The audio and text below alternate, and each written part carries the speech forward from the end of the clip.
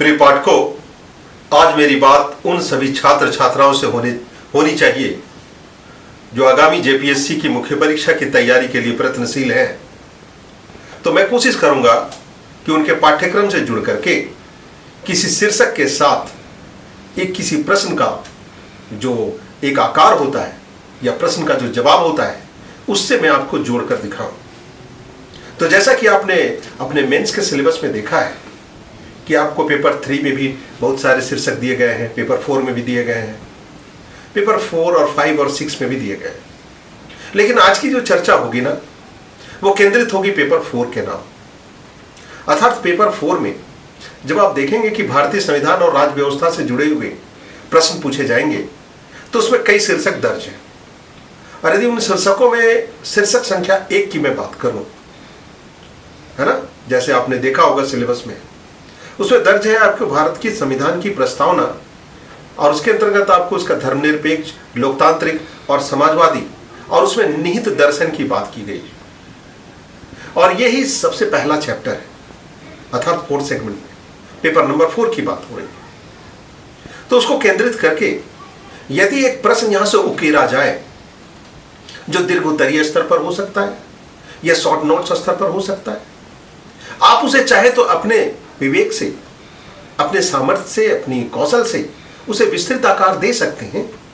लेकिन मैं उसका एक खाका बताने की तैयारी कर रहा हूं।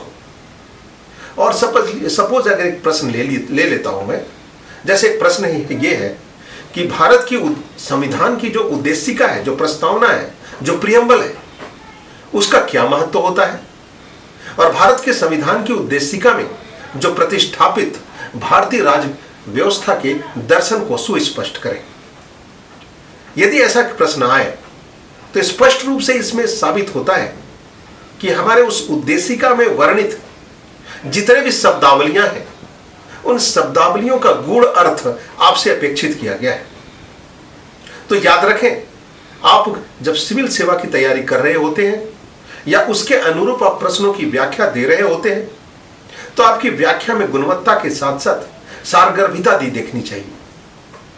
अर्थात आप विश्वविद्यालय परीक्षा तो नहीं दे रहे हैं, आप प्रशासक बनने की तैयारी में, अर्थात एडमिनिस्ट्रेटर बनने की तैयारी में। तो जो परीक्षक होते हैं ना, वो आपके पहले पैराग्राफ से ही आपका पूरा का पूरा विश्लेषण कर लेते हैं कि आपके अंदर प्रशासकीय दक्षता या फिर सारगर्भित प्रस्तुति का कौशल कितना है।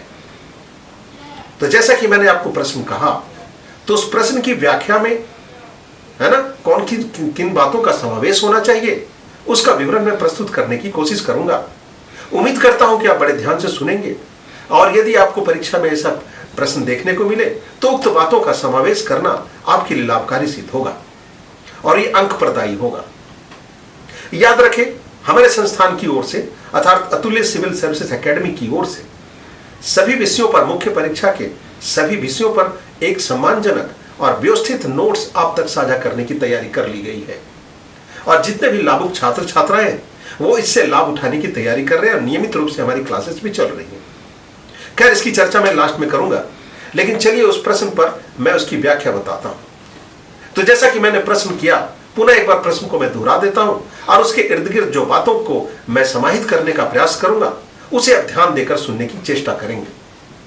तो चलिए, प्रश्न संख्या जो मैंने बताया कि संविधान, भारत की जो संविधान की जो उद्देशिका है उसका क्या महत्व होता है, और भारत के संविधान की उद्देशिका में जो प्रतिष्ठापित भारतीय राज्य व्यवस्था के दर्शन की को सुस्पष्ट करें। अब चलिए इसकी व्याख्या की बात कर रहे हैं। तो आप कैसे आगाज करते हैं अपने इंट्रो के संदर्भ में? आप लिखते हैं कि किसी भी देश के संविधान की जो उद्देशिका होती है, जो प्रियम्बल होता है, वो उस देश की शासन प्रणाली के स्वरूप को निरूपित करती है। ऐसे आपको लिखना चाहिए। आगे आप लिखते हैं कि संविधान की उद्देशिका से विधायिका, कार्यपालिका और न्यायपालिका के पारस्परिक संबंधों का क्या होता है? निर्धारण होता है। आगे आप लिखने की चेष्टा करते हैं कि संविधान की जो उद्देशिका है, उस उद्देशिका में संपूर्ण संविधान की आत्मा जो है ना, वो प्रतिबिंबित होती है। और ये हमारी खुशनसीबी है कि हमारे भारत देश का संविधान इतना समृद्ध है कि इसमें सारी चीजों का समावेश किया गया है। आगे आपकी पैराग्राफ में, अर्थात बॉडी की ओर बढ़ रहे हैं, अभी तक जो बातें बताई गई वो इंट्रो के संदर्भ में थी। आगे मुख्य भाग इसका जो होता है वो आप लिखते हैं कि भारत की उद्देशिका में 42वें संशोधन द्वारा समाजवादी, पंथनिरपेक्ष और अखंडता, इन सारे शब्दावलियों को जोड़ करके और अधिक व्यापक बनाया गया है। तो याद रखें, जो संवैधानिक संशोधन हुए हैं उनकी भी व्याख्या दर्ज होनी चाहिए। आगे आपकी व्याख्या गतिमान स्थिति की ओर बढ़ती है कि संविधान की जो हमारी उद्देशिका है उस उद्देशिका में जो सम्मिलित शब्द हैं या फिर कहा जाए जो वाक्यांश है वो अपने आप में भारत की राजनीतिक प्रणाली की व्याख्या करने वाले तत्व माने जाते हैं। जैसे कि हम भारत के लोग, ये जो शब्दावली है, जो 3 जो शब्दांश है, हम भारत के लोग, ये अपने आप में संपूर्ण समाज को एक साथ चलने की बात करता है। इसी तरह से उसमें और भी शब्द वर्णित हैं, जैसे कि जाति, धर्म, क्षेत्र आदि से संबंधित विभिन्नताओं के बीच में भी एकता के दर्शन प्रतीत होते हैं। इतना ही नहीं, और कुछ शब्दों को, सब वाक्यांशों पर, शब्दांशों पर गौर किया जाए, जैसे संपूर्ण प्रभुत्व संपन्न। तो संपूर्ण प्रभुत्व संपन्न होने का अर्थ यह है कि भारत के लोग कानूनों का निर्माण स्वयं करेंगे, अर्थात हम बाध्य नहीं है किसी राष्ट्र विशेष के कानूनों को मानने के लिए। आगे आप लिखते हैं, समाजवादी समाज की स्थापना का लक्ष्य, ये सभी संविधान के उद्देशिका में वर्णित है कि समाजवादी समाज की जो स्थापना का लक्ष्य जो है वो समाज के दबे कुचले, साधनहीन समाज की स्थापना, उनकी बराबरी के स्तर को लाने की बात उसमें वर्णित की गई है। इसी तरह से पंथ निरपेक्ष राज्य की बात करूं, ये शब्दांश की बात करूं, तो पंथ निरपेक्ष राज्य का अर्थ है राज्य का अपना स्वयं का कोई धर्म नहीं होगा। इसी तरह लोकतांत्रिक शासन प्रणाली का अर्थ जनता का शासन, जनता के द्वारा और जनता के लिए शासन होता है। तो इन्हीं गूढ़ अर्थों को वर्णित करने के क्रम में ये आप अपने विवेक से इसको लेआउट फ्रेमिंग करके, चाहे आप फ्लो चार्ट बना करके और उसके शब्दों को और ज्यादा परिभाषित करके दर्ज कर सकते हैं। मैं उसका एक खाका बता रहा हूं, एक कलेवर बताने की कोशिश कर रहा हूं। आगे एक और शब्द पर आपकी दृष्टि जानी चाहिए और वो है गणराज्य। तो गणराज्य का अर्थ है कि राष्ट्राध्यक्ष जो होंगे हमारे राष्ट्र के, वो वंशानुगत ना होकर के जनता के द्वारा निर्वाचित होंगे। तो इतनी बातों को आपको मेन बॉडी में दर्ज करने की जरूरत है। अब इसके उपरांत आप जब आप समापन की तैयारी कर रहे हैं तो उसमें कुछ और इर्द गिर्द बातें उसमें समाहित होनी चाहिए, जैसे कि समाज के सभी वर्गों के सामाजिक, धार्मिक और राजनीतिक न्याय प्रदान करने और विचार, अभिव्यक्ति और विश्वास, धर्म और उपासना की स्वतंत्रता प्रदान करने एवं राज्य के द्वारा प्रदत्त जो प्रतिष्ठा है, जो उनके अवसरों की जो अवसरों की जो व्याख्या की गई है, उसका भी वर्णन होना चाहिए। तो इन सभी बातों को दर्ज करते हुए समता के लिए संविधान में जो है ना फंडामेंटल राइट्स अर्थात मौलिक अधिकारों को अपने आप में वो परिपूर्णता के साथ दर्शाने की कोशिश की गई है।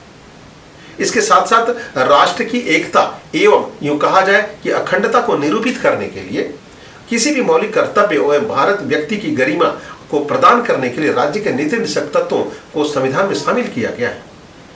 तो इतनी सारी बातों के इर्द गिर्द जब आप अपनी लेखनी को एक अनुशासित रूप से दर्ज कराने का प्रयत्न करते हैं तो तय मानिए कि जो पाठक होंगे या जो परीक्षक होंगे वो आपकी बातों की समझ लेंगे कि उक्त बातें जो है इस संदर्भ में कही गई। तो मैंने एक छोटा सा नमूना रखते हुए आपके समक्ष रखने की कोशिश की है। उम्मीद करता हूं कि मेरी ये व्याख्यान का ये हिस्सा आपको परीक्षा उपयोगी लगेगा। और यदि इस प्रश्न के इर्द गिर्द जो बातें दर्ज होनी चाहिए, जो वांछित है, यदि आप उसको विधिवत दर्ज करते हैं तो तय मानिए कि परीक्षक को मूल बातें समझ में आ जाएंगी। तो कमोबेश इसी तरह के अनेक प्रश्नों की व्याख्या हर एक विषय से संदर्भित मैं आपको देने की तैयारी कर रहा हूं। उम्मीद करता हूं कि आज की मेरा यह व्याख्यान आपको पसंद आया होगा। यदि आपको यह मेरा व्याख्यान पसंद आया हो तो आप हमारे वीडियो को लाइक करें, सब्सक्राइब करें और मित्रों के साथ साझा करें। अतुल्य सिविल सर्विसेज एकेडमी रांची के करमटोली में स्थित मैं निदेशक की हैसियत से रमन कुमार आज आपसे संवाद कर रहा हूं। जिन सभी लाभार्थियों को या परीक्षार्थियों को जब ऐसा लगे कि मेरे सहयोग की आवश्यकता हो तो मुझसे संपर्क कर सकते हैं। मेरा मोबाइल नंबर है 8292316880। आप पुनः एक बार मेरे मोबाइल नंबर को सुन लें, 8292316880। तो चलिए मिलते हैं फिर किसी नए वीडियो में साथ और नई व्याख्या के साथ, नए विषय और उनके विषयों के संबंधित नई जानकारियों के साथ मैं जल्दी आपके साथ हाजिर होता हूं। तब तक के लिए धन्यवाद।